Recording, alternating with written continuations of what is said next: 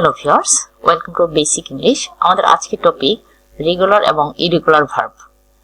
ইউজেসের উপরে বেস করে ভার্ব দুই ধরনের, একটা হচ্ছে রেগুলার ভার্ব আর একটা হচ্ছে irregular verb. So regular verb কোনগুলো আর ইরেগুলার ভার্ব কোনগুলো আজকের ভিডিওতে দেখব। আমরা একটা কনজুগেশন অফ ভার্ব হচ্ছে ভার্বের তিনটা রূপ, প্রেজেন্ট ফর্ম, একটা ভার্বের তিনটা ফর্ম হতে পারে, প্রেজেন্ট ফর্ম হতে পারে, পাস্ট ফর্ম হতে পারে, পাস্ট পার্টিসিপল ফর্ম হতে পারে।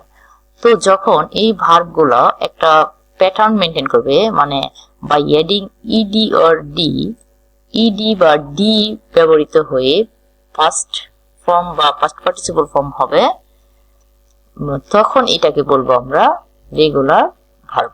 যেমন ওয়াক, ওয়াকড, ওয়াকড, এখানে ইডি যুক্ত হয়েছে, এখানে ইডি যুক্ত হয়েছে, ইডি যুক্ত হয়েছে, এখানে ইডি যুক্ত হয়েছে, মানে ইডি বা ডি যুক্ত হইলে এটাকে বলবো রেগুলার ভার্ব। প্লে, যেমন পরেরটা প্লে, প্লেড, প্লেড, ইডি যুক্ত হয়েছে। আর ইরেগুলার ভার্ব কোনটা? ইরেগুলার ভার্ব হচ্ছে যে এরকম কোনো ফিক্সড প্যাটার্ন মেনটেন করবে না, এটা কোনো ফিক্সড প্যাটার্ন মেনটেন করবে না, do not follow fixed pattern, এবং মেনটেন করবে না, সেইভাবে তারা পাস্ট এবং পাস্ট পার্টিসিপল ফর্ম তৈরি করবে। যেমন গো, ওয়েন্ট, গন, গো, ওয়েন্ট, গন, বা ইট, এট, ইটেন। এটা কোনো নির্দিষ্ট প্যাটার্ন মেনটেন করে নাই। আর রেগুলার ভার্বটা হচ্ছে নির্দিষ্ট প্যাটার্ন মেনটেন করছে, মানে ডি অথবা ইডি যোগ করে আমরা পাস্ট ফর্ম বা পাস্ট পার্টিসিপল ফর্ম পাচ্ছি।